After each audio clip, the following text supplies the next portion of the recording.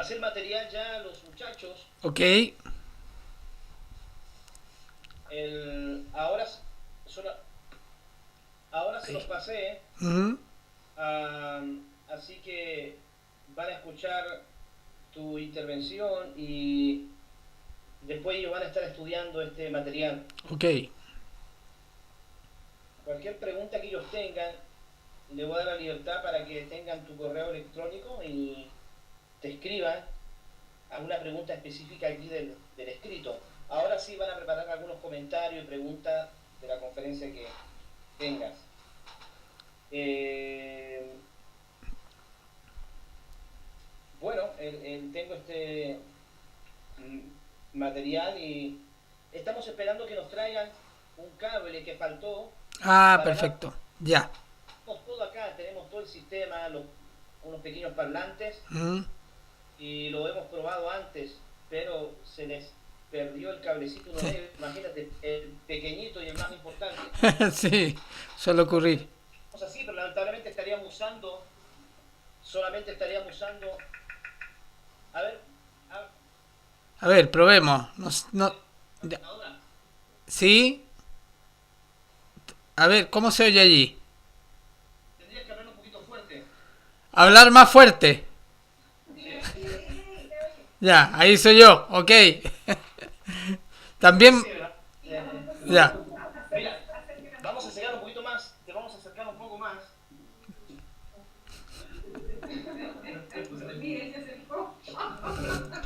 Yo creo que quizás A ver si le ayudo así.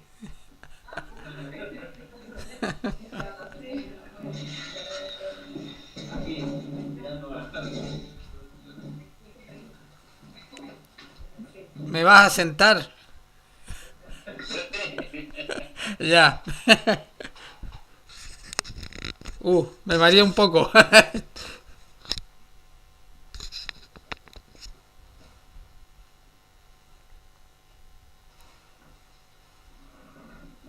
Estaba hablando a ellos, a los muchachos, tu ministerio, tu Ujú. trabajo en la iglesia y en la educación, tu trabajo académico y la bendición que ha sido para la iglesia local donde sirves y la bendición que ha sido también para nuestro programa porque ha estado interviniendo en varias ocasiones.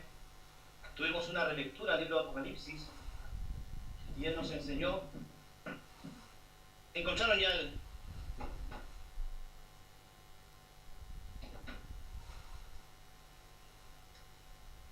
Grande, grande.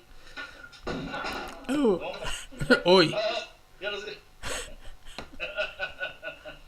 Épale.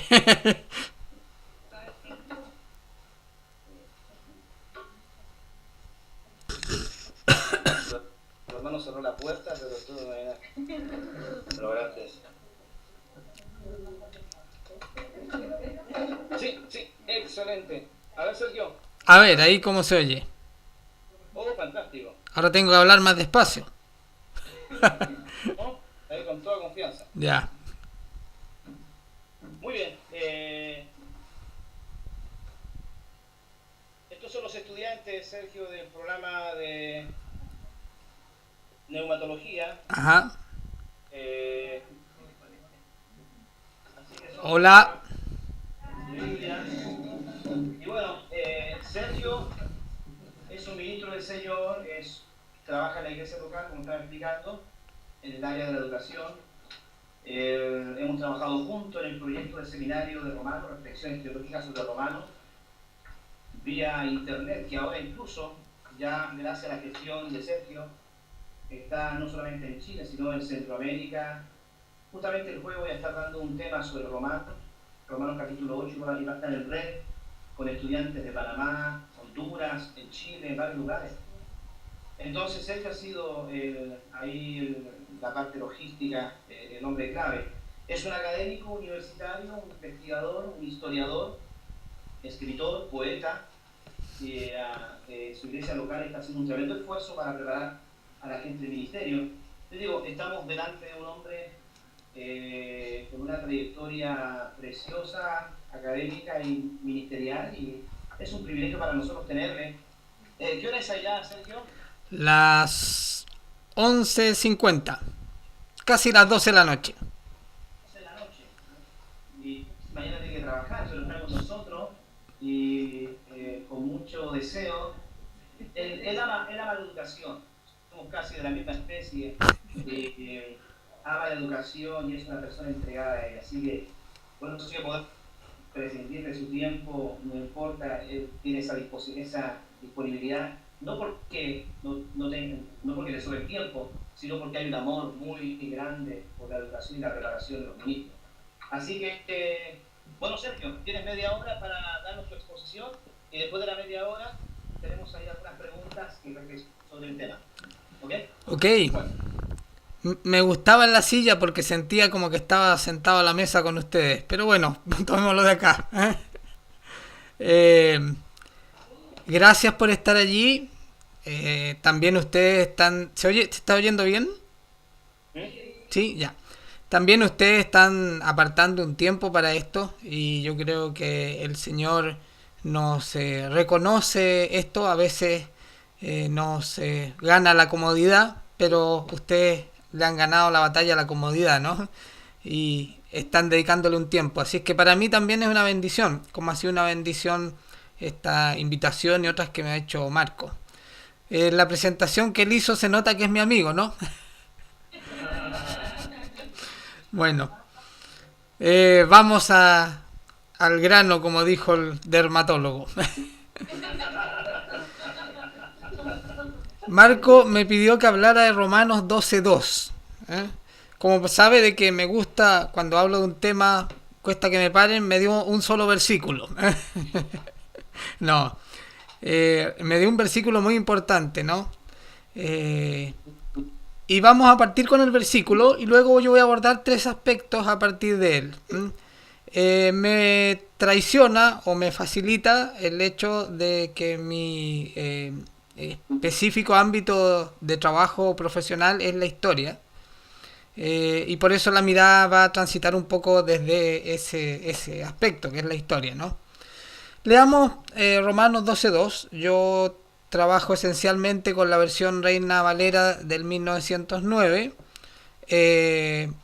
porque a pesar de que a veces es útil, y de hecho hoy día voy a recurrir en algún momento a otra versión, disponer de muchas versiones, hay que tratar, cuando uno quiere escudriñar, y especialmente ahora que vamos a trabajar con un solo versículo y queremos sacarle el mejor provecho, la mayor injundia, digamos, a lo que el Señor tiene allí para nosotros, ir a una versión que sea la más cercana a los textos originales.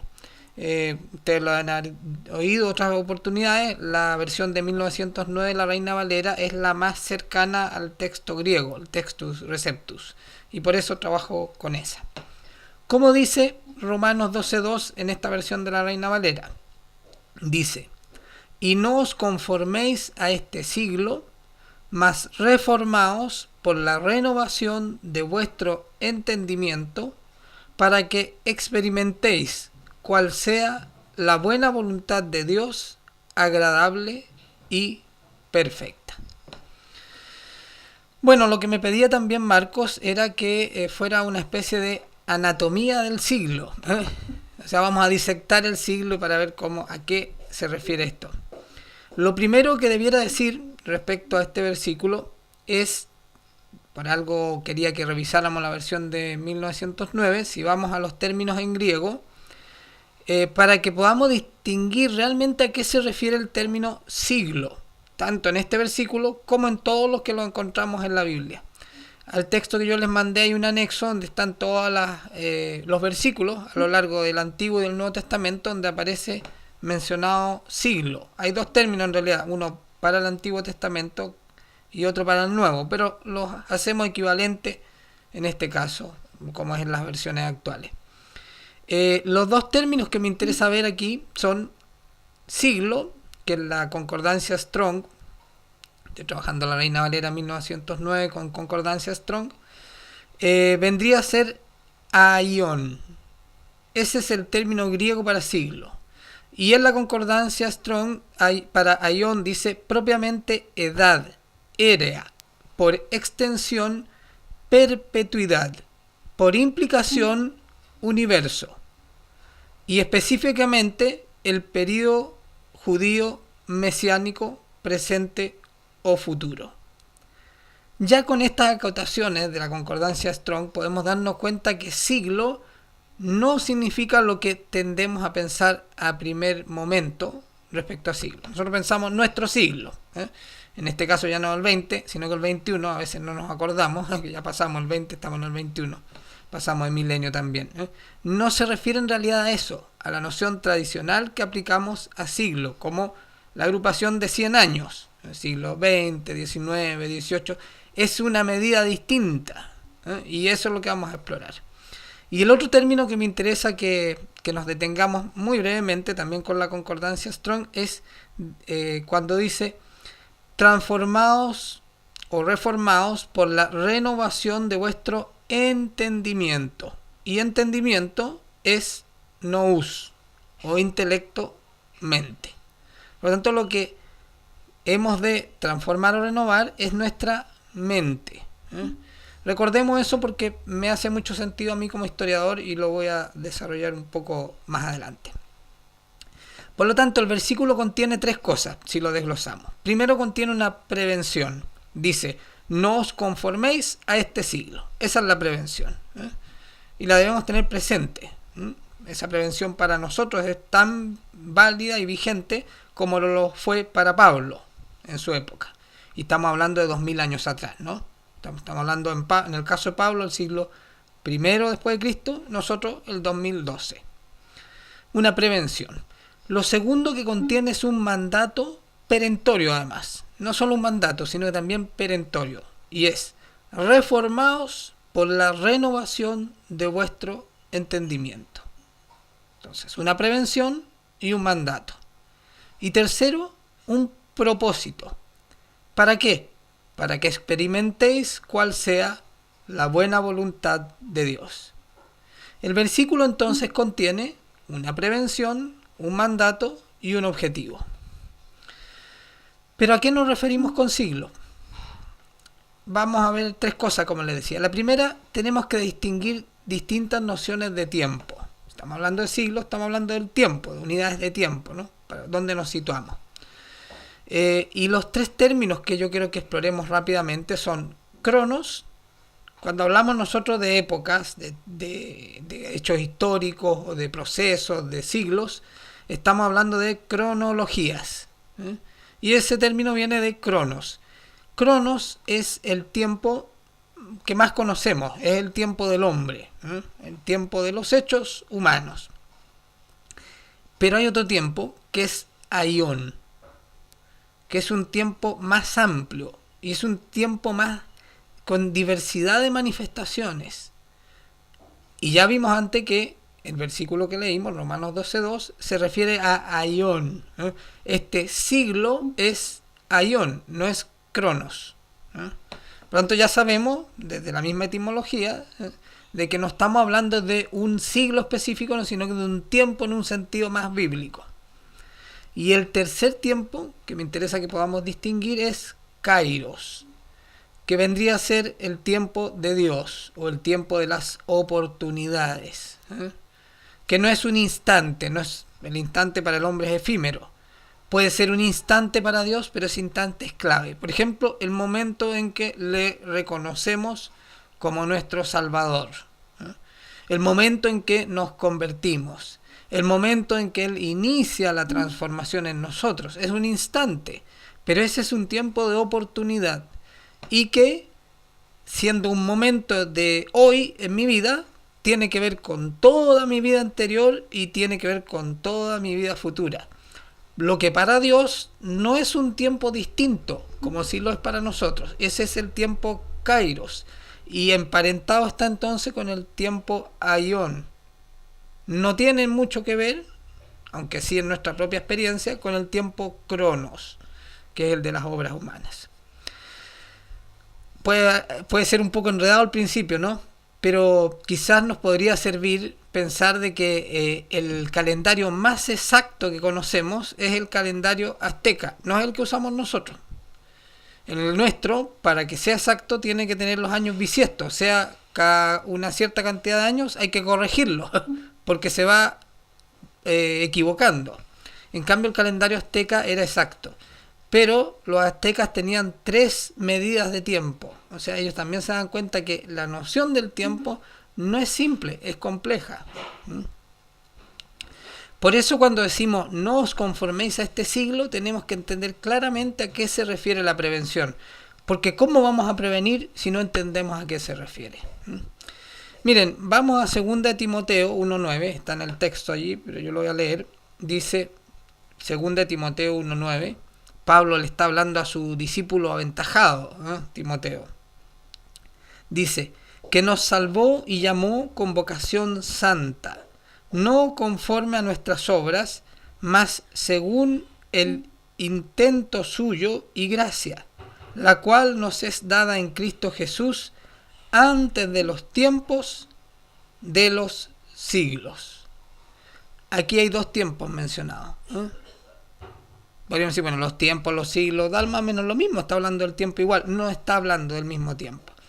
Tiempos es cronos y siglos es, ya no es aion siquiera, es aionios, o sea, es perpetuidad. Es decir, si vamos a empezar a ver el tiempo, ya no en lo que es nuestra experiencia, presente, pasado, futuro, sino que desde el punto de vista de Dios, tenemos que darnos cuenta que se parece mucho más a lo que habría entendido Einstein, por ejemplo, que el tiempo es relativo, porque es eterno. El mejor ejemplo de experiencia de vida es Pablo. Pablo dice que él da por estiércol todo lo anterior a su conversión. Pero nosotros sabemos que todo lo que vivió y aprendió Pablo antes de convertirse le permitió hacer lo que hizo. Por lo tanto, aunque él desecha su pasado, por el impacto que produce en su vida la conversión, en el plan de Dios, todo tiempo de Pablo tiene un sentido. En la mirada del tiempo de Dios es un continuo, pasado, presente y futuro. Más aún, en la mirada de Dios ni siquiera tiene un inicio, como para nosotros cuando nacemos, y un fin, como cuando morimos. Porque esa es nuestra noción del tiempo, acotado. En la mirada de Dios, entonces, no solo pasado, presente y futuro son un continuo, sino que además tienen un eterno pasado y un eterno futuro, porque es mucho más continuo que el nuestro. Entonces, tenemos distintos sentidos de tiempo. Está el tiempo como lo entendemos nosotros y los tiempos, que son todas las miradas de Dios sobre nosotros y sobre su plan que es eterno. En Tito 1.2 podemos encontrar nuevamente un sentido de esto. Dice, para la esperanza de la vida eterna. Tito 1.2. Para la esperanza de la vida eterna, la cual Dios, que no puede mentir, prometió antes de los tiempos de los siglos. Y cuando dice eterna y siglos, en español, en realidad en griego es el mismo término, aion. Entonces está refiriéndose nuevamente a ese tiempo. La vida eterna está mirando hacia el futuro, así lo entenderíamos nosotros en español, ¿no? Pero la esperanza de la vida eterna está por delante, más allá de nuestra muerte. Y cuando dice después prometió antes de los tiempos, sería como la época de los profetas, o sea, un pasado.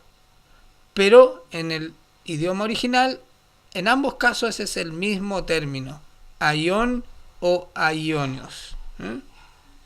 Está más que claro entonces que el tiempo de Dios es continuo, pero nosotros tendemos a parcelar el tiempo. Aion entonces, o el siglo al cual no debemos acomodarnos, no es nuestro tiempo, sino que es una unidad mucho mayor. Si quisiéramos hacer un ejercicio de ubicar unidades de tiempo mayores para poder entender todo el tiempo histórico del hombre, desde la creación con Adán hasta el juicio final, podríamos encontrar 3 grandes periodos, ¿no? No sé si está clasificado así en otra parte, pero yo por lo menos los clasifiqué de este modo. Pero sí los podemos encontrar en algunos autores esta división. El primer periodo tiene que ver con cuando es creado Adán. Adán era eterno. Por lo tanto, para él el sentido del tiempo era mucho más cercano al verdadero sentido del tiempo que tiene Dios. Pero cuando Adán peca, el resultado de su pecado es la muerte. O sea, ya no va a vivir eternamente. Ahí se abre el primer gran periodo de tiempo. Entre Adán y la ley va a regir lo que podríamos decir el aión o gran siglo, gran periodo de la muerte. El hombre ya no será eterno, el hombre morirá producto del pecado. O sea, el pecado engendra la muerte y ese es un gran periodo de tiempo que va, decíamos, desde Adán hasta Moisés, ¿no? El advenimiento de la ley. Luego viene un segundo periodo, gran periodo de tiempo que va de Moisés a Cristo. Y ese es el periodo de la ley, ¿sí? O el aión del pecado. Tal como el pecado de Adán o la desobediencia de Adán engendró la muerte, la ley, en el periodo de la ley, va a engendrar el pecado. ¿Por qué? Porque la verdad es que en el primer periodo el hombre no tenía conciencia del pecado, solo tenía conciencia de la muerte. En el segundo gran periodo Dios le da la ley al hombre a través de Moisés para que tenga conciencia del pecado y ya no solo de la muerte.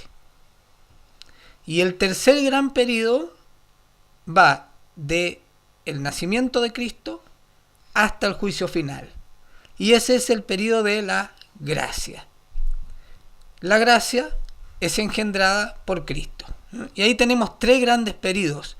Entonces, cuando Pablo dice no os acomodéis al presente siglo o aión, se refiere a uno de estos tres. ¿A cuál sería? Al último, al de la gracia, pero que es el que nos toca vivir a todos nosotros y que le tocó vivir a Pablo. Ahí tenemos entonces una cierta estructura de tiempo, ¿no? Para ir entendiendo más claramente cuáles son estas unidades de tiempo a las que podría referirse la prevención de la que nos habla Pablo.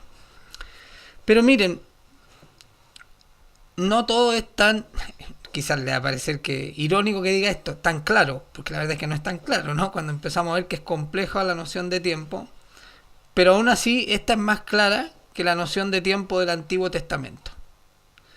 Y ahí vamos a agregar un cuarto término. Habíamos hablado de cronos, de aión y de kairos, ¿cierto? Tres tipos de tiempo. Pero en el Antiguo Testamento la palabra en hebreo para siglo es olam. Olam. Y entonces ahí está la segunda parte de lo que quiero compartir con ustedes hoy. Primero distinguimos tipos de tiempo que serían más propios del Nuevo Testamento. Y ahora vamos a distinguir un cuarto tipo de tiempo que es el exclusivo prácticamente del Antiguo Testamento. Olam. Y lo podríamos titular el tiempo escondido. Miren, vamos a ir a Isaías 42:14. Está en el texto que les entregó Marco. Allí dice: desde el siglo he callado, tenido he silencio y heme detenido. Daré voces como las que está de parto, asolaré y devoraré juntamente.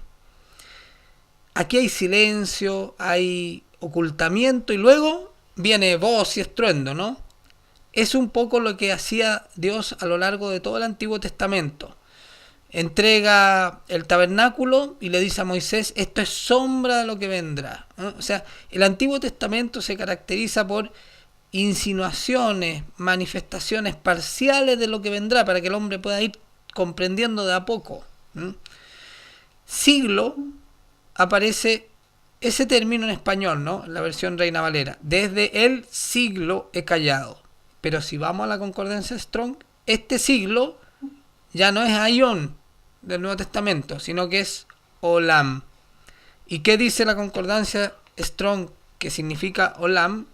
Dice: propiamente escondido o generalmente tiempo fuera de la mente. O sea, el tiempo escondido o fuera de la mente es el tiempo que usa Dios en el antiguo pacto, el del Nuevo Testamento. Así se relaciona Dios con el hombre. Para que vean,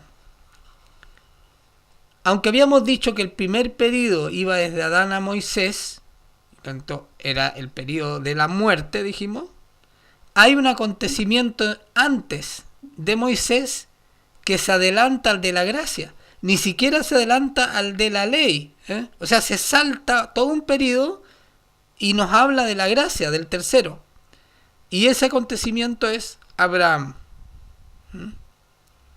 Ese es el tiempo escondido, porque lo que estaba escondido, Dios decide mostrárselo a Abraham. Entonces, en el tiempo de Abraham, en su siglo, en la época que a él le tocó vivir, Dios le muestra ni siquiera el siglo, el gran periodo venidero, que es el del pecado, la ley de Moisés a Cristo, sino que le muestra el que viene después, el último, el de Cristo, el de la fe, el de la gracia. Y esa entonces es la nueva y tercera noción, ¿no? Sería bueno que en el ejercicio más simple de lectura y contrastación de un versículo, que es ver el versículo anterior y posterior, pudieran ver cómo Romanos 12.2 dialoga con el 12.1 y el 12.3, ¿no? En el 12.1 Pablo nos habla de la misericordia de Dios que cambió el sacerdocio del sacrificio y de la ley por el sacerdocio de la gracia y del amor y de Cristo, ¿no? Y en el versículo 12.3 nos habla directamente de la gracia, que es necesaria para que sea expresada en nuestras obras. Es importante esto porque nos habla entonces del cambio que produce el siglo que vive Pablo. Él en realidad no hace comenzar el tercer período con el nacimiento de Cristo, sino que Pablo hace comenzar una nueva época, o aión, siglo, en la versión literal de la Reina Valera, con la resurrección de Cristo. Él ve allí el corte importante en los tiempos de grandes periodos, ¿no? Entonces, en realidad, para Pablo, él no se acomoda a este siglo, sino que transfórmelo mediante la transformación de su entendimiento. Tiene que ver con lo que ocurre desde la resurrección de Cristo. Sigamos. ¿Cuál podría ser entonces la anatomía que hagamos de este siglo? Ya hemos visto que los tiempos son complejos y no se refiere entonces a un siglo como siglo XX, XIX, XX, el de Pablo o el nuestro, sino que a un gran periodo.